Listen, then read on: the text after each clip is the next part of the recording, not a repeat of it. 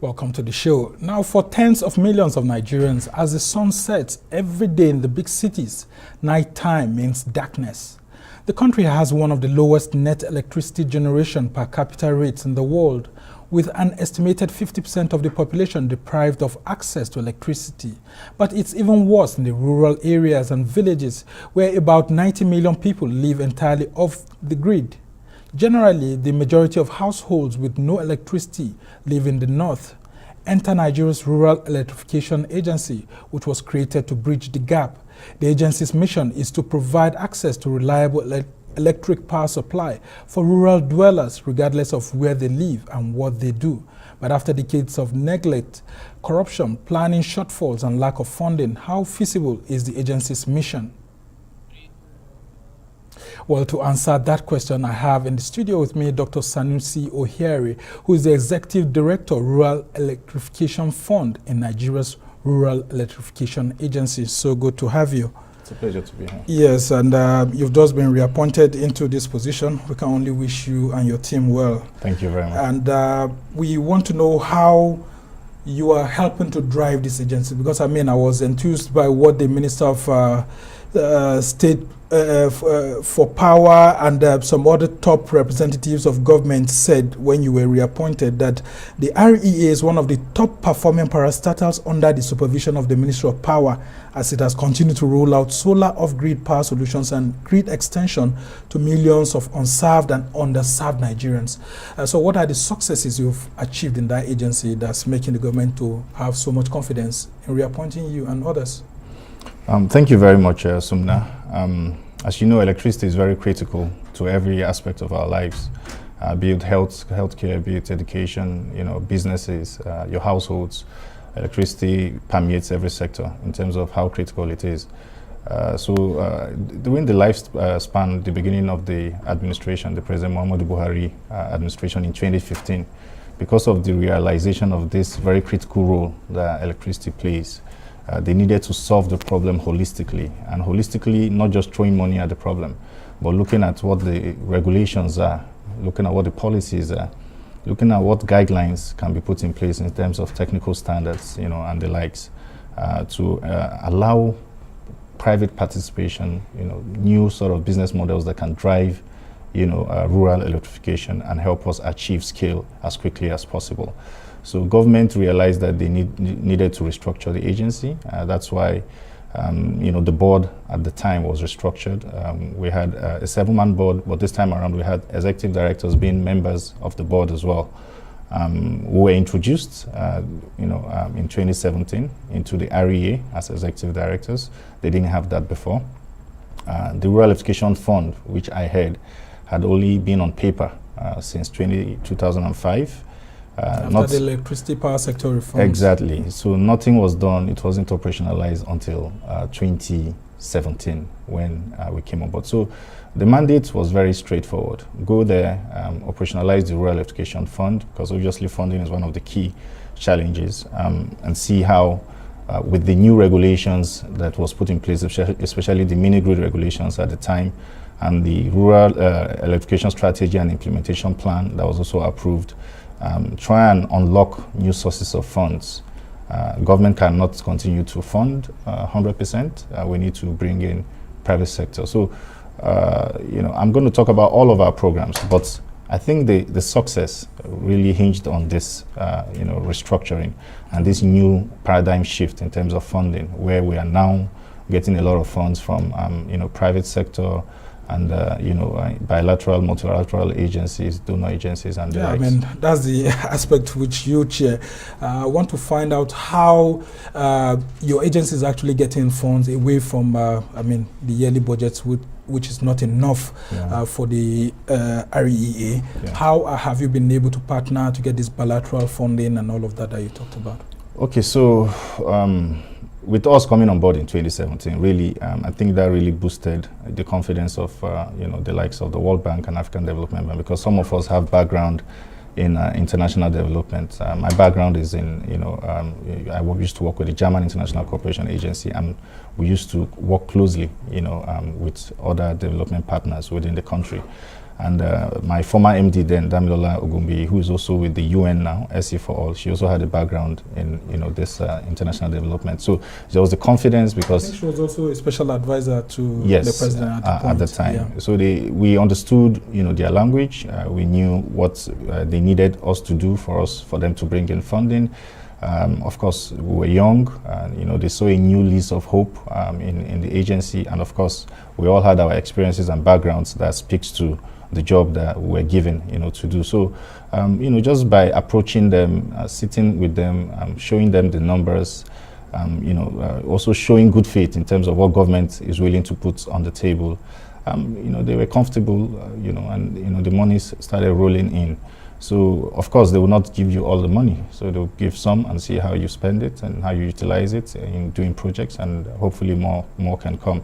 But I would like to qualify this by saying we are not 100% reliant on this sort of funds, because we know that they are of ad hoc basis. They are not sustainable. We are not the only country that doesn't have access to electricity in the world.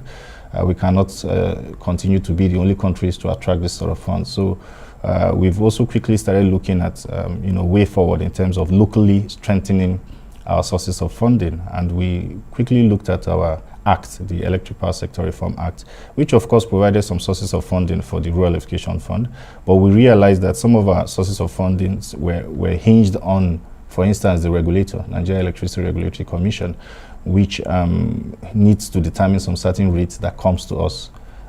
They haven't done that. But yeah, it's been a very big challenge, because I was at the National Assembly during a public hearing, and I heard that, and I was like, I don't know how your agency is being run. But I just want us to talk about how you're providing off-grid solutions to provide power to Nigerians in rural communities, in universities. I've seen some areas, including a market called Sura Market in Lagos, and one area market also, where you actually create these clusters and then they don't feed from the national grid. So how do you operate all of that? Okay, so when we started, we had the capital project, which was the only one, the only model through which we were providing electricity, and this was from the budget yearly. Between 2005 and 2017, even with the projects that were inherited from 1992 from the ministry, we had done up till 2021. We had done over 2,567 projects. But between when we came in 2017 and now, we had completed 1,700, which amounts to about 65% of all of the projects. So in terms of implementing, we've implemented more projects within this 5-6 year period than the entire existence of the agency since 2005. But then we realized that wasn't the only channel through which we can electrify. We needed new connections coming from isolated mini-grids, interconnected mini-grids. We needed to provide electricity to clusters, economic clusters, markets. We needed to provide electricity to universities, which was a priority of the government and handed down to us to do. We needed to provide electricity to health centers, especially with the pandemic coming on board. So we designed programs around all of this sort of critical areas. So we have the one called Energizing Economies, which you alluded to, where we are enticing and incentivizing private sector or private investments to look at some of the clusters in terms of economic clusters around the country. Area in Aba, that had been done and was commissioned, I think, in 2019. The Sura market in Lagos, the Sabongeri market in Kanu, a couple of other Shomolu, a couple of other markets are being currently surveyed, so that they can also benefit. For the health, care, we've done about 200 primary health centers using solar hybrid solutions. And we're currently doing about 100 more of mid-level tertiary institutions, health. Yeah, I saw some of those universities that you're helping to power. It reduces the amount of energy that they consume and all of that. And you focus more on solar. Tell us how reliable is solar? Because a lot of Nigerians actually have very bad experiences with solar. Some of them, they keep telling you that once politicians come, put them around, they don't last more than a year or two. Yeah, these were some of the problems we met on the ground before we came. But by the way, before I answer that, the healthcare one I was mentioning, we are doing 100, isolation centers, and we are going to do 200 more in terms of primary health centers. For the tertiary institutions, of course, we are doing 37 federal universities and 7 university teaching hospitals, which we've commissioned about 7 now. So talking about reliability of solar, of course, that question has popped up in several fora. But I think the answer is in the systems that are currently working. Of course, when it was newly introduced in the Nigerian rural electrification sector, we didn't have all the necessary standards, technical standards, that speaks to the value and the quality that we needed. That's something that REA had to develop. So if we're doing any project with us, we have a technical specification that was designed, in collaboration with, Standard Organization of Nigeria, the regulator, NEMSA, and the likes. And based on that standard, you cannot go below the quality that you are to provide, to the rural communities. So that has really helped to, more like reduce the failure rate in terms of, the quality that is being provided. But very quickly, I'll tell you that solar works. It's working all over the world. It's working in Nigeria. In some of our projects, you can go, you can see for yourself. The rural people are enjoying, in some of the places that we have, implemented. The universities, are enjoying the services. So it works. It's a very interesting development. And I would like to know what kind of partnership you actually have with institutions like this in ensuring that there's a high maintenance rate for all of these facilities, that not just a situation where you come, do all of that and just go away. And exactly. So for wear and tear will come in, and before you know this, exactly. the equipment are not working exactly. very well. Very good question. So for those in rural communities, for the small villages, let's say 300, 400, 500 households, we partner with the private sector, and we provide some funding, but they also bring in funds, from their equity or from debt, raising debt from commercial banks. So that will naturally spur them to want to operate and maintain and sustain the project because they have a skin in the game, right? So that's one way we are, taking care of that problem. These are experts, of course. Before they are shortlisted, they go through all the rigors of technical evaluation and the likes. For the universities, since it's within the university community and it's funded 100%, for the ones I mentioned earlier are not funded 100%. But for the universities, they are funded 100%. So what we did was to develop a sustainability plan that was developed by the technical department headed by my colleague, Engineer Baraka Saju. And this sustainability plan speaks to how would have some sort of steering committee between us and the university and some other stakeholders in terms of the operation and maintenance of the projects. Then for other rural communities that we fund 100%, rural projects that was fund 100% in rural communities, we have the Rural Electricity Users Cooperative Society, which is a society that we form in all of these our communities that we have projects in, and we train them on how to look at simple faults. And if it goes beyond them, of course, they report back to us and then we're able to handle. So these are some of the models that we've come up with in terms of operating and maintaining and sustaining some of our projects across. All right, very interesting indeed. When we come back from the short break that we're going on, we'll talk about the issues of funding and if indeed you actually get to have consumers of this off-grid solutions actually pay some monies. You're still watching the Horizon TV. Plenty more still ahead as we continue our chat about expanding electricity access to all in Nigeria. Stay with us.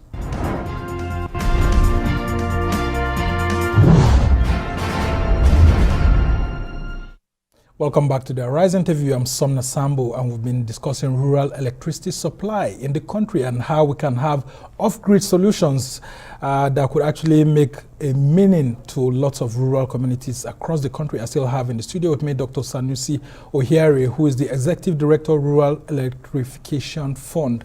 Doctor, still good to have you around here with us. Now let's talk about how much impact your agency is actually having on localities. There are so many communities in Nigeria. What percentage have you been able to, get across? And then how is government ensuring that the funding that you need to get to expand this access to off-grid electricity solutions is made available to you? You just talked about NEC the other time. Those funds are not yet available. What can the National Assembly also do to support you as you try to expand? Okay, in terms of what the National Assembly can do, they are currently reviewing the Electric Power Sector Reform Act.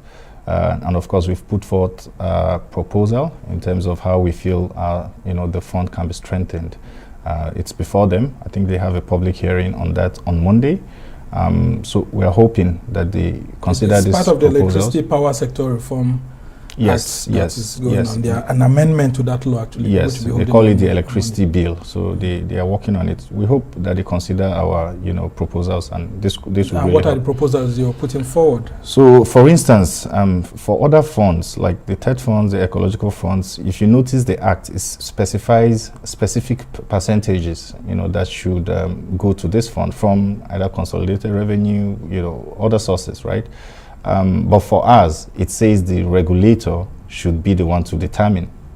So we are left, at the mercy of the regulator. And that's more reason why you should actually network with the regulator to yes. to No, we are doing that, but they also have their own reasons why they feel they cannot determine now. Although other sources that comes from NERC, like the yearly surpluses and the fines, they've been remitting. But we feel a major source should have come directly from a pool in terms of a certain percentage, just like other. Do you have a specific funds. Percentage you're asking for? That's not for me to sit down. If you ask me, I can ask because I'm partisan, so I don't want to be the one to. I will definitely give a figure that I feel but it's something to be discussed. We have numbers that we're looking at in terms of what's being produced in the entire Nigeria electricity supply industry and the likes. But in terms of impacts, going back to your first question. So for new connections, given the limited resources that we've been able to raise, we've been able to do over 460 something thousand households. That's roughly 2 points. Spread across the country, or just a major cities. Spread across the 6 geopolitical zones. Spread across the country. As a matter of fact, for the Rural Electrification Fund, that's a condition, a precondition for spending the money. It needs to spread across the 6 geopolitical zones. Right, so that's close to 2.5 million people that have benefited. Yeah, tell us some of those states you're currently having projects now. I'm very sure we have projects in almost every state. In every state we have projects for these particular programs, which government is providing part funding in terms of grants, and then the private sector is. We have projects in every state. Every state is okay, is and a lot of Nigerians actually feel bad when they look into the skies at night, and almost everywhere is dark except for major cities. Sometimes you see even some of the major cities running on generator just to power street lights and all of that. What sort of partnership are you also going into with state governors and all of that to see that basic utilities and facilities, government offices actually have some sort of power supply? How can we integrate these solar solutions, not just in rural areas, but even to some parts of urban centers that you see that are terribly dark at night, including even the nation's capital, Abuja, here? Yeah, you're right. So our intervention is not just limited to rural areas, but because of this, same challenge that you've mentioned, we see ourselves always intervening in urban areas in terms of providing transformers, doing street lights, and even for some centers, health centers, universities within the urban areas, we are providing solutions. But this if you understand the way the sector is structured now, that this is responsibility for the distribution companies. But as a government agency, we partner with them and we look at how we can continue to help and support in the urban areas. But talking about the state, in fact, my managing director, this is one of the core areas that he has focused on since he came on board. Engineer Ahmed Salihijo, he has led us to various meetings with the Nigerian Governors Forum and other governors, just to partner with them and see how we can collaborate and work. And I think we have a roundtable now with the Governors Forum, where for peer learning and collaboration, which is currently ongoing. So yeah, we do partner with states, and all of them I think have nominated contact people within the government that relates with us, and they've even gone as far as also forming their own steering committees within the states, that we network and discuss issues with, and this has really helped. With issues of, for instance, getting land within the state to do projects, doing the environmental social impact assessments, just basically talking to the communities and making them understand in terms of enlightenment and what the program is about. And also how to protect the facilities, because and sometimes you put the facilities there before you know it's stolen or vandalized and all of that, and it becomes a big challenge. Now, one good thing about your agency is that it's been led by young people. I mean, when you look at the hierarchy of the Rural Electrification Agency, you see that most of the directorates, I mean, are manned by very young people, including yours, like the Rural Electrification Fund. How has that helped you to be able to reach out and then, you know, develop this agency as a model to the extent that the Minister of State for Power was actually commending the REA? So, you know, one good thing about having young people, you know, they're also not just young, but they know, you know, the job at stake. And what's at stake really is that you have the benefit of energy, you have the benefit of innovation, you have the benefit of trying to be effective and efficient in what you do, and also introducing technology to it. As you've alluded to, yes, out of the executive management, 4 of us, we had 3 are very young people below the age of 40. My managing director, Engineer Ahmad Salijo, young man that was appointed 2 years ago, doing fantastically well. I have a colleague, Engineer Baraka Sajo, who is the executive director of technical services. He also joined us just a year ago. And before then, myself and you know, the former MD, Damilola Gumbi, young, equally young. We started in 2017 together before she moved on to the UN. So, and I believe that because of some of the progress that we've been able to make, and it was very deliberate for us as young people, because, you know, a lot of people do not give us opportunity. They feel like we just like to make noise on social media. We don't know what we are doing. So we took this as a challenge, like to prove them wrong. You know, we're very deliberate in trying to do our jobs effectively and to the best of our abilities and to the expectations of Nigerians. And that has really built the confidence of youths. I mean, we get a lot of feedback, you know, from them, and I think they're inspired by what we're doing, and we're grateful for it. It only motivates us, you know, to continue to do more. And also, the president has taken note of this. This is why you see, after me, when I came here, and Dami, you know, the next MD that came was also young, because the argument has been made that these young people are doing well here.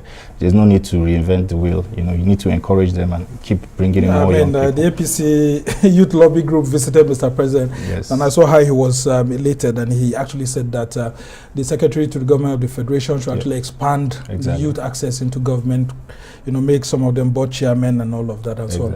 As we try to go into the next election, what do you think that the young people of Nigeria need to do? How serious should they take the issues of governance?